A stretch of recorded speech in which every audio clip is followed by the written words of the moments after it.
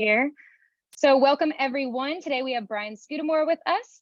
Brian spent 30 years in business creating 3 hugely successful brands and an exceptional corporate culture by embracing failure and curating advice from the world's most respected business leaders. Now he's on a mission to inspire others on their journey to live out their dreams in entrepreneurship too. In fact, his latest book is a guide to doing just that. BYOB, Build Your Own Business, Be Your Own Boss, is an essential tool for anyone who wants to build and scale their own business, with actionable advice on how Brian himself successfully built and scaled his organizations. Today, he's going to share some of the key lessons that he learned along his entrepreneurial journey and the advice he acquired through his own trials, successes, and the people he met along the way. One last reminder that this is an interactive session. So if you look at the bottom of your screen, you will see a chat button and a Q&A button. We encourage you to use those throughout with any questions that you have or comments for Brian. And Brian today will be interviewed by Mandy Burge, the president at Petra Coach. So Mandy, I'm going to go ahead and pass you the mic. Thank you, Ms. Leah. Well, I know that we have guests on today. So guys, just a reminder, down below, you can do chat. I think we have a couple Petra coaches joining us today, as well as member leaders and then team members of the organizations that we coach. Brian, I looked at our calendar really quick, and ironically, we have about 150 different members that we are currently coaching. And today we have a planning session with a WOW one-day painting franchise here in the Nashville location. Oh, amazing. Chip and Lexi, 2 of our coaches, I looked at the calendar and we're doing our huddle this morning, and they said, we're not in huddle today. We are spending our day with WOW one-day painting. And I was like, what are the odds that we're going to talk to Brian literally on the same day this planning session is happening? That's amazing. Small world. Small world. So before we get started, I have to ask you the significance of the banana. I saw it on the website, on your book. Talk to me about the banana. Yeah, I mean, the significance, it was a random moment of just, I was in the office and I was just being goofy and I picked up the phone and someone took a picture of me talking. Sorry, I picked up the banana and pretended it was a phone and someone took a picture. And it just became a thing. And I started putting it on my signature and putting it everywhere. And I think what it really represents, if I think about it, is I love to have fun in everything I do. I'm wearing my It's All About People hat. Like, we are a people-based company, open office environment, great culture, lots of fun and energy. Take my business very seriously, but not myself. And I think we try and empower others to have fun in everything we do. If you're not having fun, no point, because what else do you do? Exactly. You know, looking back, I've heard your story before, and I think probably some of our guests have heard it before, but for those that haven't, I want to go all the way back to the beginning. How did you get started on this journey? Yeah, about 33 years ago. So these overnight success stories sure take a long time, is what that reminds me of. You know, today we've got a $700-ish million business across the 3 brands, but it started 33 years ago with a simple idea. I was in a McDonald's drive-through of all places, trying to figure out how I was going to pay for college. I see this beat up old pickup truck in the line in front of me, and it said Mark's Hauling on the side. It had these plywood sides on the back of the truck, and it was filled with junk. And I was like, oh, I should go buy a truck and start hauling junk. And within a week, I had my own truck. I was called the Rubbish Boys, even though it was just me. It was a vision for something bigger. And I hauled junk, paid for college. And ironically, 3 years into my degree, I dropped out. I sat down with my father, who's done more schooling than anyone I've ever met. He's a liver transplant surgeon. Wow. And I said, Dad, I got some good news. And he didn't see it as good news, but I said, I'm going to pursue my business full time because I'm learning more about business doing it versus studying it. And he didn't agree with the decision at the time, but he does today. And I've always been an avid learner, but I'm so ADD that I just didn't function very well in a classroom. So that entrepreneurial spirit clearly has been there kind of since the beginning.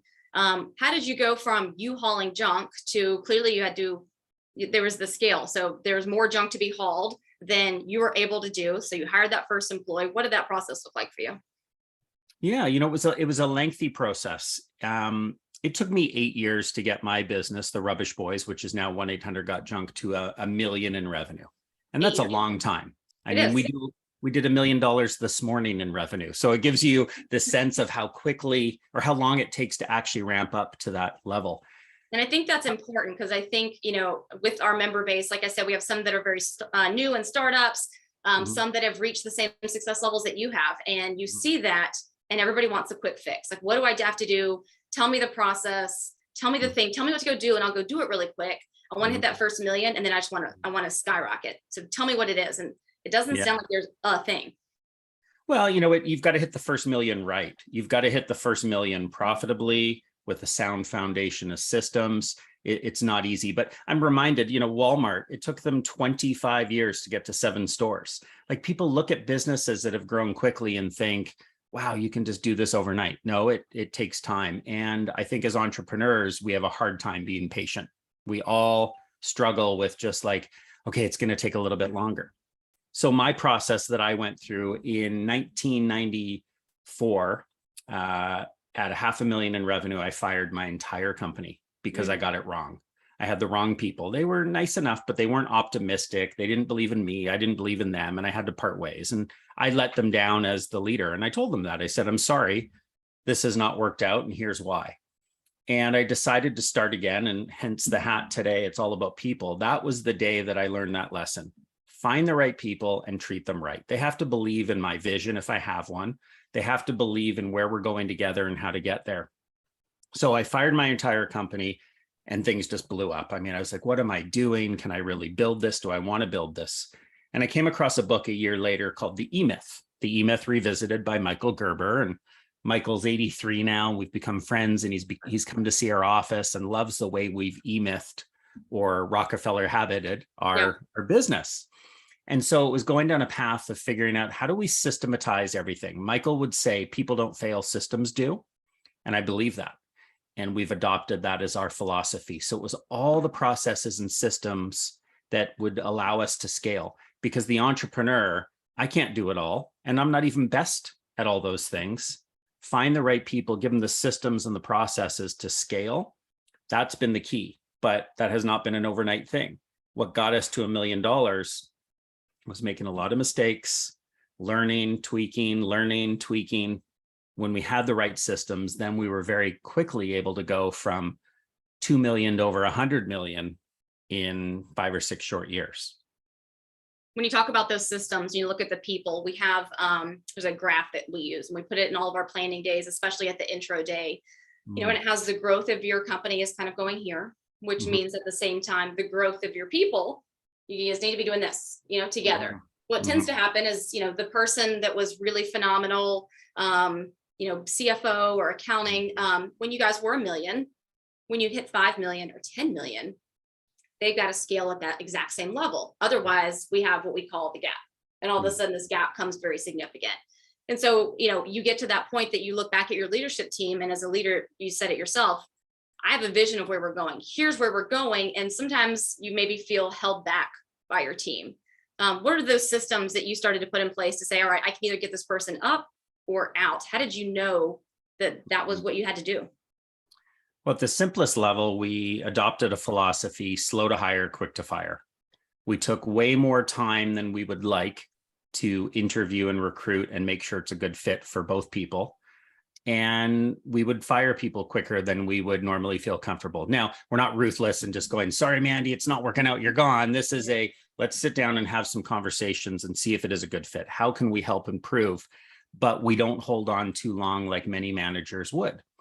And so a company really is all about people. Our what we call our strategic model for growth, we take care of our people and they will take care of our customers. People often put customers first. We put our own people first. If we take care of our customers, they'll take care of if we take care of our people, they'll take care of our customers. Yeah. Our customers will in turn take care of our growth of profits, reputation, revenue, and so on. And so that the system has really been just finding the right people. And the way we do that is something we call the beer and barbecue test. Okay. We ask ourselves in an interview, would I have a beer with this person or a coffee, whatever it is? Do we like them? Are they interesting and interested? Do they bring a shared common passion to the table? It's often not necessarily the skill. If we're hiring a CFO, KPMG has to do their due diligence to make sure they've got the financial wherewithal, but it's up to us to say, is there a great cultural fit? Can they learn and grow with us? And then the barbecue test is, how would they fit at a company barbecue or picnic? Do they fit in? We're not looking for everyone to be just like us. We're looking for people to be very different, but does it just somehow feel like magic and work together? Do they challenge our opinions? Do they make us better? Do they bring a different way of thinking to the table? And so finding people has been everything. And again, back to 1994, when I fired the whole team because I screwed it up, we've been very, very careful ever since. So what about those hard skills? You mentioned we do something similar. We say can do, will do, team fit is kind of what we look for. Sure. Team fit is pretty high. I like the beer and barbecue. I think maybe we might R&D that and take that internally. Sure. But what about those soft skills? You have an organization, you want to scale fast. And so if you can find somebody that has experience in that and has that background, I think sometimes leaders are willing to negotiate a little bit and bring that person on in hopes to reaching their goal faster. How do you stay true to it's beer and barbecue and we'll figure out the rest? Yeah, I think it's finding the right person also for the right time. So Cameron Harold, if you know of Cameron was our COO from 2 million to 106 million. I just wrote the foreword to his new book yesterday and sent it to him. And one of the things I talked about in that book was very openly, Cameron and I talk about this. He was absolutely the right person for the right time, but he wasn't the right person forever. And it took his ego and mine to be able to go, okay, this isn't for the next phase. Cameron and I are both very fire ready aim types. Like, let's go, let's make things happen. I have the vision. Yeah. He would execute. But we then started to go too quickly, too carelessly at times for $100 million business. And we needed a different level of rigor and discipline to get us to that next stage. And that's where we found Eric Church, who's been with us from 100 to the almost 700 and well beyond $1 billion. He had very different skills. He's the guy that would say to me, we've got this 2 in the box model where Eric will say to me, great idea, Brian. Let's park that and look at that again in 6 months. Or great idea. Wow, we got to take a look at this now and start to reprioritize. But there's a different rigor and discipline versus Cameron and I. Every idea was a great idea. Let's just go. And some worked out and some didn't. And you want that in the entrepreneurial early startup days, for sure. We call that throw 10 ideas to the wall. 2 will stick. Yes. And I say this when people come through our organization, you're going to work on all 10. And I need you to be okay with working on all 10, knowing that the 8 fell off and you put your time and effort there, and don't have heartache when they're not the ones that are picked or moved on. We're going to move forward with these 2, and then we'll find another. We'll throw 10 more and then 2 more will stick. And having, finding those like-minded people that have that same drive of quick change, I think is important in a lot of businesses. Of course. You've got to be adaptable, but as the company gets bigger and larger, I wouldn't say a frustration I have. I was going to say frustration. I think it's a challenge that I have with my own personality is that at this hundreds of millions of dollars level of our businesses with Wow and Day, Shack Shine, and 1-800-GOT-JUNK is I want to move faster than we are capable of as a company, than is smart to do as a company. So I get that we can't grow very, very quickly and entrepreneurially in the same way as we used to, but that is the right thing for where we are as a company. And that's why you have an Eric and I, this 2 in the box, we balance each other out. Sometimes I'll push them to say, can we do this sooner? Should we do this sooner? And it's that great debate that we have between each other that helps keep the company in a healthy spot. As a leader and kind of going through this, obviously you have folks on your team, but who else did you reach out to along this journey? I think it's lonely for a lot of entrepreneurs at the top. And we've put together Petra forum groups to get together, leaders together of maybe same industry or same size, but you're looking for who else can help me on this journey. How did you find outside resources to help you as you grew? Well, fortunately, I was born a very curious kid. Yeah. I drove my parents nuts. They're like, really? More questions? Like, come on. Everything was why, how come? And that served me well in later years because I would go out and look for answers from anyone that could help me. I would read Good to Great by Jim Collins and then figure out how to meet Jim and ask him a question. And I would do it with any author. I would do it with articles I'd read in magazines. I'd do it with entrepreneurs I'd run into at big events. One of the best and biggest, brightest mentors I've ever had has been Vern Harnish. And so Vern wrote Rockefeller Habits, and he is, Mr. Entrepreneur connected guy out there that knows everyone on the planet. And so I remember over the years reaching out to him. I met him in 1994 and he encouraged me to join YEO, the Young Entrepreneur Organization at the time. I was in a forum. I'm still in EO today, and my business wouldn't be even 10% of what it is today if it wasn't for EO. So I created, as someone who didn't finish school, I went to 14 schools from kindergarten to university, and I only have a kindergarten diploma. I learned that you've got to not be the smartest person in the room and reach out and connect with others. And so I created my own MBA, I call it Mentor Board of Advisors. And that would be a Vern Harnish, a Jack Daly, a Cameron Harold. It doesn't matter who. And even in the early days, before anybody knew who my business was, before anyone had a clue who I was, I'd reach out to people and just ask for their help. And Fred DeLuca, who I talk about in my book, founder of Subway, he's since passed on, but he was a great friend and mentor. He came to our office and he ran a $9 billion company, but somehow he made time to get on the phone in between meetings and call me from his car and give me advice and wisdom.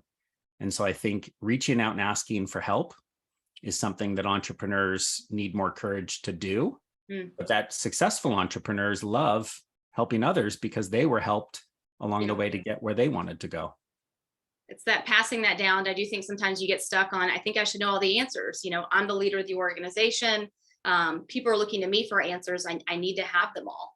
And I think sometimes as leaders, you get stuck on, I don't know if shame's the right word, but I don't know, you're nervous to ask for help. I should have the answer. And you just don't. If you've never been there before, if you've never had that experience, you have to go find somebody else that's done it. And that network, I think, is hugely important. I want to talk about the culture, if you can. Oh, for sure. a minute. Yeah, please. Of Pat course. says it's all about people. Your podcast, you talk, it's all about people. Many people say that, but then when it comes down to it and they look inside their business, it's about the process, it's about the product, it's about the service, and the people sometimes gets pushed to the back. How did you continue to keep the people at the forefront as you continue to start new organizations? Well, so for someone who would come to visit our office in Vancouver, the Junction, we call it, very visually decorated, just like the wall behind me, high energy place. We are highly branded. I mean, you don't see me without the brand on. My truck, my Ford pickup has the brand all over it. My president, he's got the brand. Everyone's branded. Okay. And for someone that comes into our office, the first thing you see is not our brand, but a big sign that says it's all about people. It's the second you walk in the door that has to hit someone and resonate with them. If someone's being interviewed for a position or if someone's showing up for their first day at work, we want people to be reminded that that is everything for us. And it's hard to stick to at times, but we have our values, which are passion, integrity, professionalism, and empathy. And when we look at the decisions we make about people, we'll often ask ourselves, or our people will say, Brian, I don't know if you just, displayed empathy in that decision. Or Brian, I don't know if so-and-so did that very professionally. We will call each other on our values. Our values are our guide to say, are we living up to it's all about people? And when we make mistakes, we have to own them. During the pandemic, the very beginning in layoffs and all sorts of challenges, I mean, we had to really look at ourselves and say, what are we willing to do for our people? Even if it costs us a lot of money and energy to do the right thing to preserve our relationships and friendships. So it becomes a guide. Now, we're not perfect. Have we laid off people? Has it been done poorly? Of course. I mean, things happen. But I think someone who's been let go from our company, even if they're not the right fit, the slow to hire, quick to fire, they would still say, you know what, they did it really professionally. They gave me my dignity.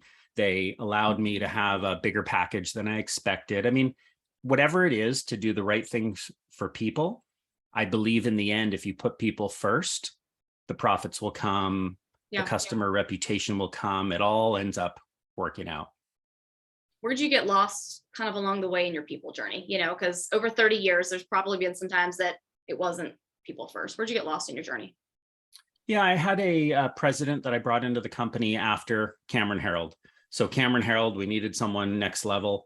I brought in an ex-Starbucks president, someone that I thought, who wanted to move back to Canada, smart person, but a different culture. There was nothing wrong with this person. It was just not the culture that we were looking to live. And we started losing our culture just based on one person. And 14 months later, I made a change. And ultimately it led me to Eric Church. But, I think an entrepreneur, when they start a business, they've got to stay core to, why did you start the business? Why are you continuing to build the business? And for me, it's people. I love people. I love nothing more than, even when you talk about Wow One Day in Nashville, we got a franchise partner that's working with you guys. Awesome. I love watching people grow, building successful businesses for themselves. I mean, the number of referrals we get from franchise partners that will reach out to friends and family and get them to buy a franchise because they know it's a great opportunity. The opportunity is in how we support our people. And so knowing that that's what matters most to me, when I had the wrong cultural fit and lost my way, I had to make a change. One person can destroy. I mean, we almost went bankrupt after 20 years of business, partially because of the culture change, partially because of the economic meltdown in 2008. I mean, there were real challenges there, but culture is so important. That, kind of bad apple. And, we do a little talent assessment that we look at core values fit and productivity, and the person can be highly, highly productive. And that core values fit is so incredibly strong, but it's tough when you see that person that is highly productive, not the core values fit, to make that decision. Yeah. And Mandy, I would also add, I think not just the bad apples, but the wrong apples. Yes, that's fair. Someone might not like a certain apple. It might not work for them, but someone else might love that apple. I mean, it really, if I look at this ex-Starbucks president, great apple, wrong apple for me, wrong apple for us.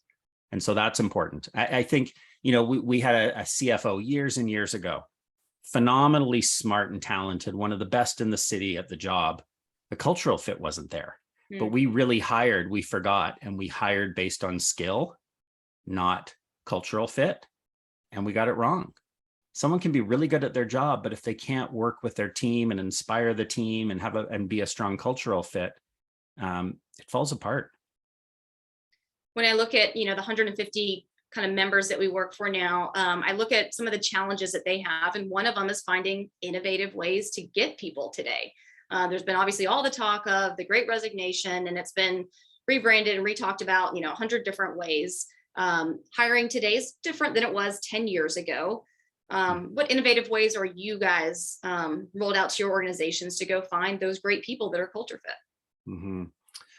It's a good question. I think the innovativeness in what we're doing with the recruiting side is innovative, meaning different than what others are doing, is being patient.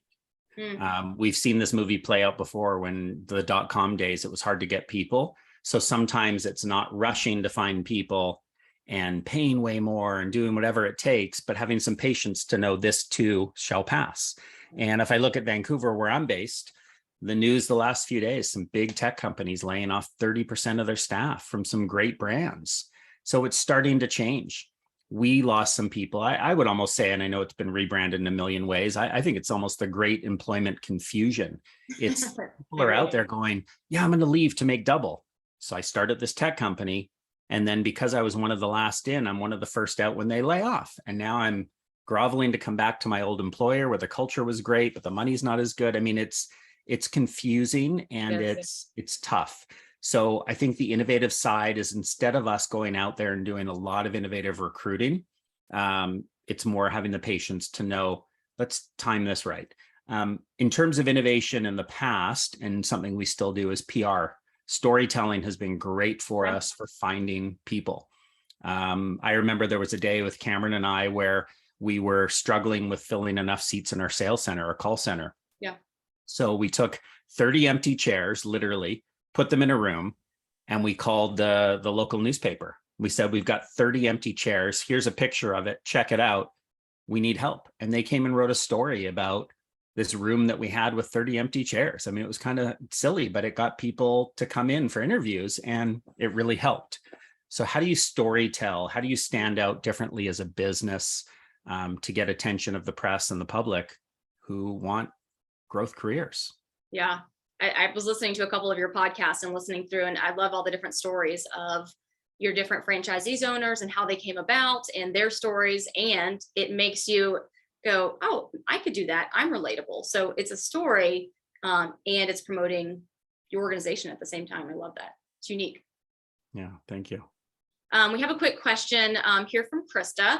As a young entrepreneur, what do you think are the 3 most important habits that you can implement as a young leader? What advice do you have for those leaders in a current manager role who lead people? So young leader, like what are those habits they need to create? Mhm. So, I talk about this in my book, BYOB, Build Your Own Business, Be Your Own Boss. I think the three most important, I don't know if I'd call them habits, but things that someone needs to really put time and energy into as a leader or as a business, big or small: vision, people, and systems. Okay. If you don't have a vision, if you don't know where you're going. So in 94, when I fired all my team, I didn't have a vision. But a few years later, I wrote my painted picture. I created a vision so I could share it with people. And that document has always become are you in or are you out? Have a look. Does this resonate with you? Are you excited? Or do you look at Brian's painted picture and go, he's smoking some hope dope. This isn't going to work out and I'm out of here. So it's having a vision of where you're going. Or if you're a leader within a business, what are you leading towards? People, if you look behind you and there's no one there with you, you're not leading. And usually it starts with a vision, a painted picture. People, we've talked a ton about already. And to me, it's finding the right people and treating them right. When you have people who are not a fit with values or they're the wrong apple in your organization, make a change.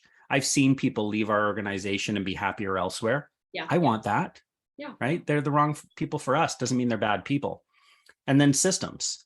How do you Rockefeller habit or E-Myth your business to the point that someone can do everything you do, perhaps even better? So very quickly, a story is on PR. I was the PR person. I made all the calls, called the press. I got a great story idea for you.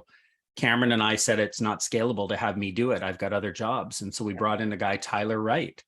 And this guy came in. He had all the enthusiasm in the world. He had zero PR experience. Yet he got us on the Oprah Winfrey show. How did he do that?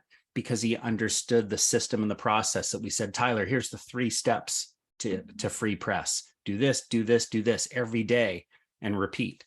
And he followed the system and landed us some big media hits.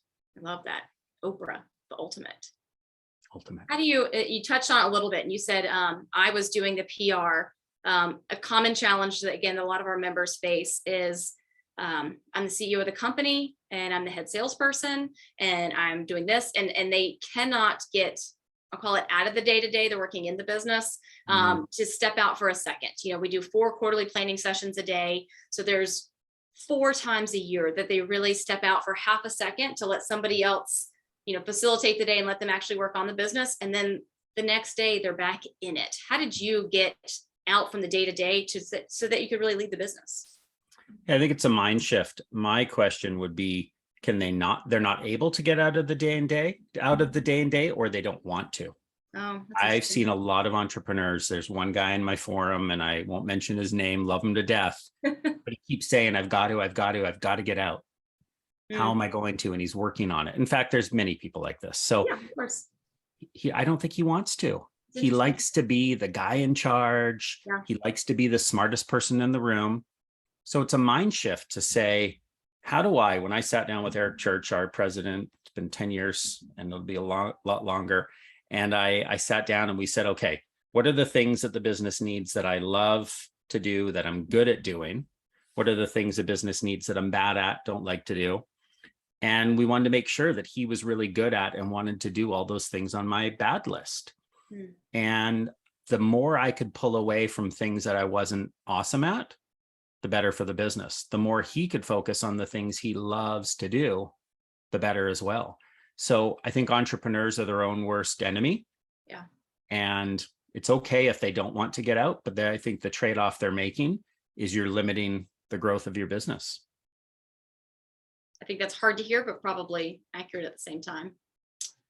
Let's see. Julian here says, Brian, if you're following the scaling up methodology during the growth of one or more of your businesses, do you remember or your people feeling unclear or fuzzy in terms of the understanding of what you and your team were doing? Kind of that first part of here's the vision, here's where we're going. And they're going, can't I just go haul the junk? Like, why do I need to be doing all of this? So how do you fix that fuzziness, that unclearness? Yeah. So our painted picture, which I did in 1998, I sat on my parents' dock of their summer cottage. And this was let's call it 8 years into the business, just over $1 million. And I said, what could the business look like? What do I see? We'll be on the Oprah Winfrey Show was one of the things. We'll be in the top 30 metros in North America, even though we were only in one. I said we would be the FedEx of junk removal, clean, shiny trucks, friendly, uniformed drivers. That wasn't who we were that day, but I said in 5 years, the end of 2003, we will be there. When I gave the painted picture, it separated people into two camps. Some that said, I can't see it, don't want to be a part of it, but this compelling group that said, yes, this is exciting. And I said to everybody, when people would say, how are we going to get there? What's the model? Help me understand. I don't know. How are we going to get to 30 locations? I don't know. How are we going to get to clean, shiny trucks? Look at these beaters out there right now. And I said, that's the exciting part. There's a sign behind me. It says it's kind of fun to do the impossible by Walt Disney. There were some impossible things there. I mean, everybody said, you're never going to get on Oprah. That is ridiculous.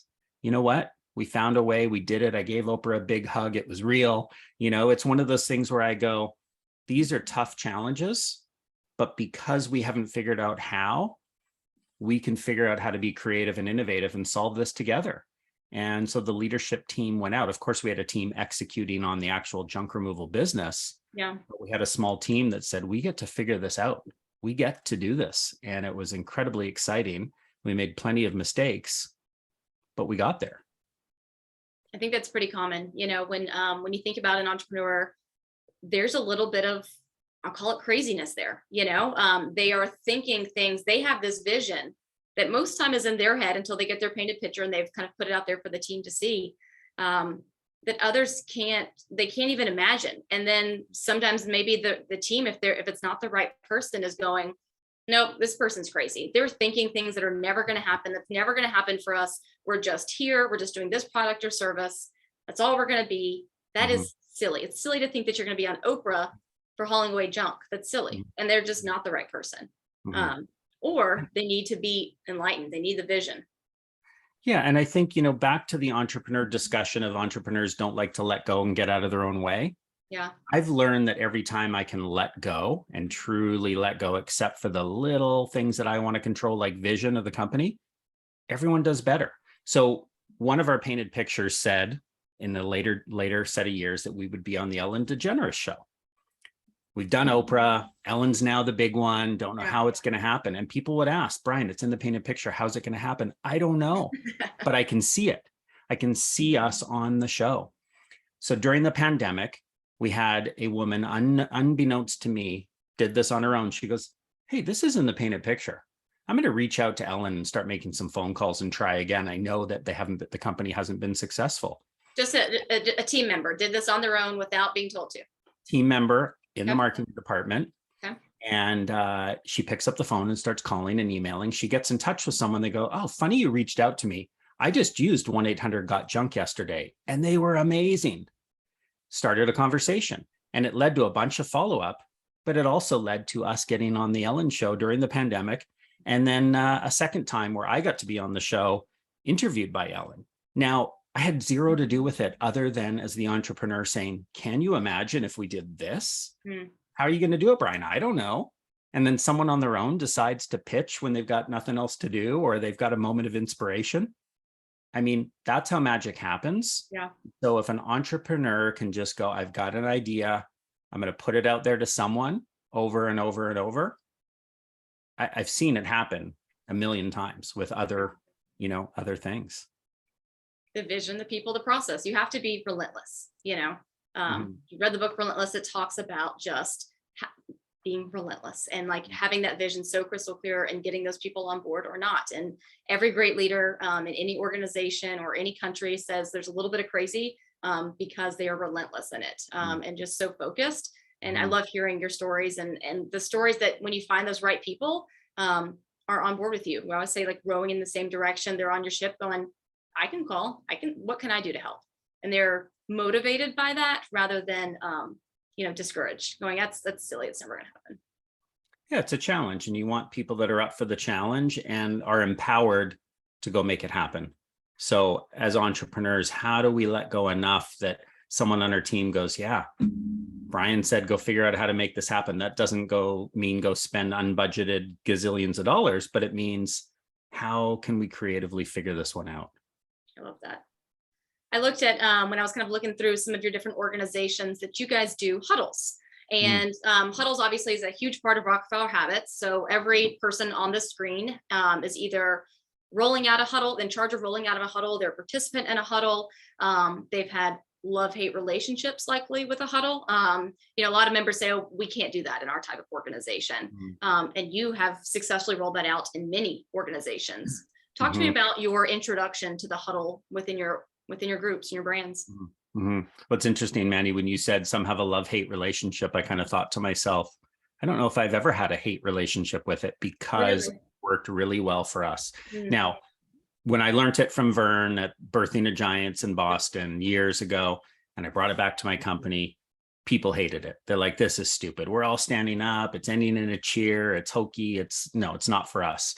And almost a month in, people just wanted to kill it. It's a waste of time. We're trying to run the business. We stuck with it.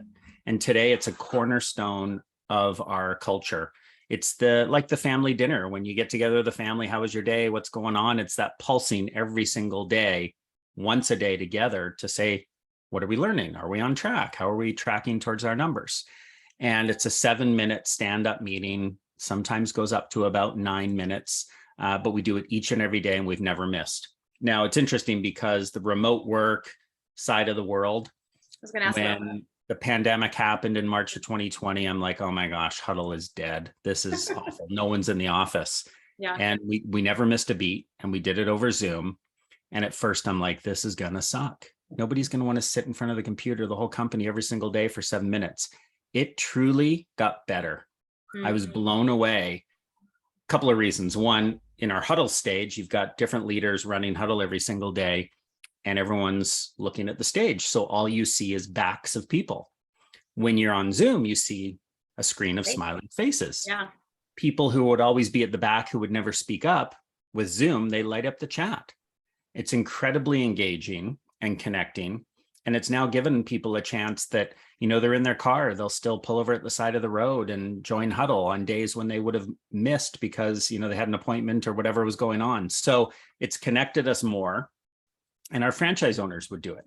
The successful Uber growing sort of franchise owners have a morning meeting, a stand-up meeting in their own offices.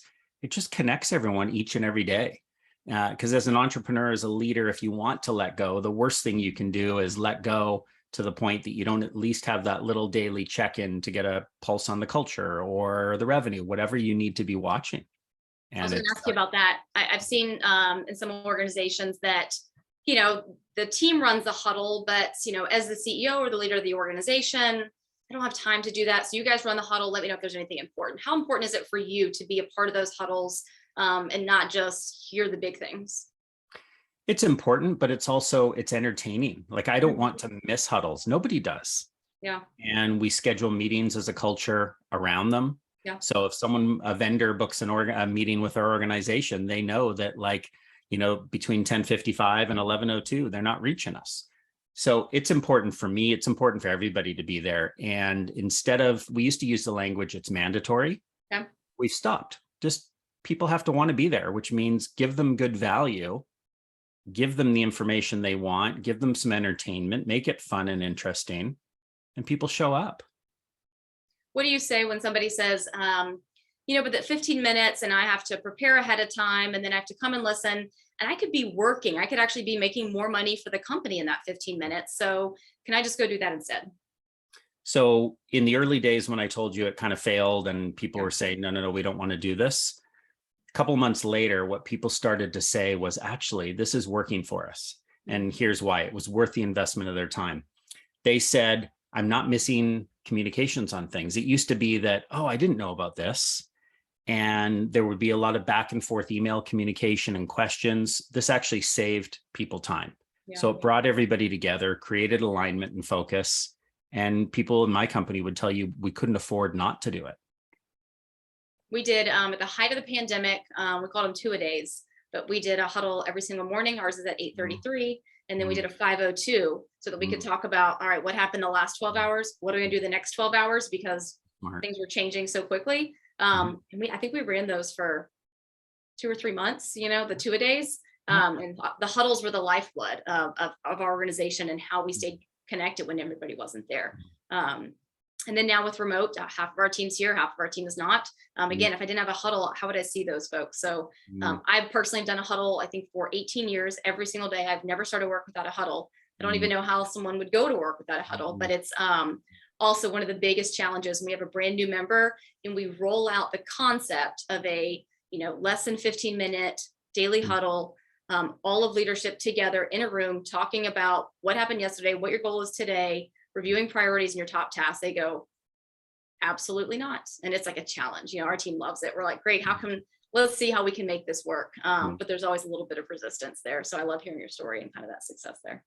There's a little video out there if anyone wants to Google O2E brands huddle or 1-800-GOT-JUNK huddle. You might see one of our old huddles and one of our newer ones. But I think it gives people a glimpse of what they're like for us. But yeah, we couldn't miss them. I mean, even the two a day resonates. We did that during some crisis time during the peak of the pandemic, or if we've had a call center issue where the phone systems are down and there's something we need to really fix. It's an all hands on deck challenge. You'll have emergency huddles and they work. I mean, again, I can't, once you've experienced them, like you and I, 18 years of doing them, you can't imagine someone not doing them. And so it takes a bit of courage and a bit of discipline to work through the process with a new team or a team that is new to huddle. But yeah, there's no going back once you get it. That's very true. I love that. Another quick question here looks like from Krista. She said, what is the biggest mistake or downfall you made as a young entrepreneur? What did you learn from that mistake that you carry forward into your business today? Biggest mistake. I mean, it has to be that whole, it's all about people. Like when I had the wrong people in my business and had to sit down and own that. I'm a very optimistic person. I'm not a complainer, but I was just like, man, I really don't enjoy working with my people. And I was hiding in my private office.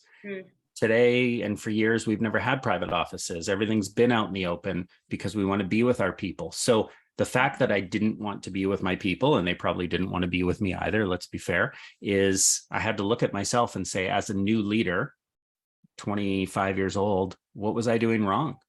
And that was a leadership failure by me. Now, it's interesting because I love failure. I wrote my first book was called WTF, Willing to Fail. And that wasn't the title going in. That was the title when we finished writing the book, because I realized there is a gift in every failure I've had. I mean, I look back on that firing my entire team, 11 people, as thank goodness that happened. Thank goodness that taught me it's all about people. Thank goodness it happened when I wasn't a 100-person company. And so it's hard when they happen to get up off a failure. But if you can look at yourself and say, why did this happen? What did I learn? What will I do differently? And every failure in my book taught me something incredibly important to get to where we are today. We always say you have to get out of your comfort zone a little bit. And in our business, and yours is somewhat similar, we've said we're not brain surgeons. If we make a mistake in our line of business, nobody's going to die. It's okay. Please make a mistake. Please do something you're not supposed to. Please learn something. And we encourage that, which is so, I think, comforting for a new hire or somebody that is just, nervous to push the envelope. When we say it's welcomed, it's encouraged, you're going to have to make it in order to do really well here. And it's okay. Yeah. And we found the challenge in people believing us that we mean it when we say leadership. When you say that, go make some mistakes. They're like, oh, they don't really want us to make mistakes. It's like, no, just make them. Don't repeat them. And tell us what you learned. Because I mean, we failed out of businesses. We had a brand, a moving business. And we talked earlier, you and I, about going to mentors and getting advice. And I went to a woman, Dina Dwyer, who's been a great mentor, who owns the Dwyer Group, Mr. Electric, Mr. Rooter, a bunch of great brands.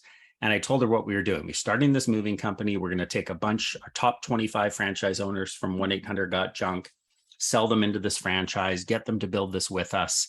She goes, Brian, that's a terrible idea. I said, what do you mean? And she gave me all the reasons why. 8 years later, after not shutting the company, we sold it to someone at a break even. And I went back to her and I go, you were right. All the reasons she listed, they will disfocus. They will take focus away from their bread and butter of their current business. They will put employees back and forth between the companies and it won't work because they're so different. She gave us a laundry list of why it wouldn't work, and we thought we knew better. Yeah. So it's getting advice, and you don't have to listen, but at least having the humility and introspection to go back and go, okay, that made sense. Here's what we learned. And what it really taught us, the reason why we failed in the moving business, when someone hires 1-800-GOT-JUNK, they go, oh, my junk's gone. What a relief. When a customer hires us for Shack Shine, they go, oh, my windows are clean. My Christmas lights look awesome. They feel good about the transformation. Or if they hire Wow One Day Painting, they're like, whoa, a fresh coat of paint throughout the whole house. This is beautiful. When you hire a mover, no matter how great the movers were, how smiley and happy they were, it's not a happy business. You're stressed as the customer. I'm missing my things that I can't find. Things are lost. Things are broken. I've got unpacking to do. It's stressful. It's not a fun business. And so we learned that whatever brands we expand into have to be happy businesses from a customer perspective. It's interesting. And it's interesting that you had to find it through some failures, because otherwise you wouldn't have known. But that kind of following that experience and that customer journey, as you call it, to say that end doesn't match the rest of our other brands. Mm-hmm. Yeah. Interesting. It didn't match at all. I mean, if you remember, I don't know, dating myself, but the whole Sesame Street, one of these things is not like the others. I mean, that business was not like the others. And we hope the new owner is able to do with it what we couldn't, but we couldn't do it. And it's okay. Sounds like it's okay. Yeah, it is okay. No, it was a good decision. Another quick question here from Patrick. He says, you've talked a lot about people in the business, presumably the franchisor. What about selecting franchisees? Can you talk about lessons learned there, meaning attempting to grow the business by adding franchisees? And how did you incorporate core values into that process? Mm-hmm. Yeah, so we pick people, we call it the 4 H's: happy, hungry, hardworking, and hands-on. Okay. As franchise owners, we want people that are able to roll up their sleeves in the beginning before they build their empire and learn how to do the business. We want people that are happy, great attitudes, all that sort of stuff. We don't want someone that's looking for an investment and just putting money into the business and letting it go, abdicating. We want someone who's going to lead and build a team. If I think of how we integrate values in, that's really just getting to know them, the beer and barbecue test. My favorite question in an interview, I ask them, take out a sheet of paper, and I leave the room for 5 minutes, and I say, tell me 3 people that you admire the most in the world, living or dead, and why. And you can see their values show up. Yeah. They'll talk about their mom, they'll talk about their dad, they'll talk about a mentor. And we just really spend time connecting on values and saying, do we really believe this person has passion? Do they have integrity? All those things. And it doesn't matter, Jim Collins would say, it doesn't matter what your values are. I think he talks in Good to Great about the mafia has values, like organized crime has. That's true. Matter what they are, it matters that you have them and that you're consistent, or as you said, relentless. So hiring and firing, recruiting franchise partners, everything comes down to values. And it's tough. It's tough to sort of select people based on what you think their values are. But the more time you spend with them, the slower you go in the process, the more likely I think you are to get it right. Which again, all comes down to the people, because then you hire the people that match the values, and it just works. 100%. Yeah, people often, the recruiting question, how do you find great franchise owners? How do you find great employees? And I often say, well, how do you find friends? Nobody sits down and goes, so Mandy, what kind of beer do you drink? What do you do for fun on weekends, right? Like, you don't ask potential friends all these questions and interview and sort of the fake back and forth. It's you just get to know someone and you decide, do you have a good gut feeling? Do you like them? Do they like you? Is there some shared connection? And so sometimes I think the world overcomplicates the recruiting process instead of just getting real and finding out, like, who is this person and why do they want to be here, and have a heart-to-heart conversation. I mean, when I interview someone, which isn't very often, I did one yesterday, actually. I told this person I didn't look at your resume. I never do ahead of time because I just want to talk and get to know them. I'll look at the paper after. So we do things a little bit differently, but it does seem to work for us. I think there's a lot to be said in the simplicity and the easiness, as innovation comes out and as there's more and more available. I think that there is sometimes just an overcomplication of what sometimes is a very simple process. Let's just pick up the phone and have a conversation and talk about it. But I think people overcomplicate sometimes something very simple. Yeah, we've done, during the pandemic when you weren't, really supposed to be indoors with people, we'd go for walk and talks and we'd say, hey, you want to do an interview? Let's meet in a park and we'll go for a walk for an hour. And it was interesting to see how much that relaxed people versus sitting across a desk. And somehow that movement and just being outside got people to talk a little more openly about who they were. So it's a process we might continue a little bit. We've done that, and we've had candidates come and we're going to do a happy hour, something like that. Just come meet us. And it's not because we want to see what drink they do or don't do, but we're curious on how do they engage with the wait staff. How do they, are they overly kind? Somebody drops something. Do they quickly pick it up? Do they, what are those just cues about the person that they are? Not the person they're presenting themselves to be an interview, but like their core of who they are. And how can we see them in their natural element? And then learn a little bit about them. And then we make the hire, same as you, probably a lot of times based on that and the values of who they are versus what the resume says. Yeah, 100%. Last question I have for you, and if anybody else has questions, submit it in the chat real quick. If you could look back, you've been doing this for, I think you said 33 years when you started. What would you go back and kind of tell early on, hey, Brian, here's one thing you don't have to worry about. Here's one thing, if you could do it all over, I'd do it differently. What would you go back and tell early entrepreneur Brian? Yeah, I'd go back to 18-year-old Brian and say, you are going to make a lot of mistakes. It's going to hurt. But once you realize that those are all gifts, if you're willing to unwrap those mistakes and learning, they will all take you to a better place. I have never been let down with, I can look at the most painful mistakes of my career, of firing people, losing people, being cheated on, wrong decisions with brands to get into. They have every single one of them without exception has gotten me to a better place. Every one. And so the advice to myself, and I'm glad you asked the question because it's a good reminder to me, is that when things don't go well, it's going to be okay. And not only will it be okay, it's going to be better if I'm willing to look at this and say, what did I learn? And yeah, incredibly grateful. I love what I'm building. I love how we're building it.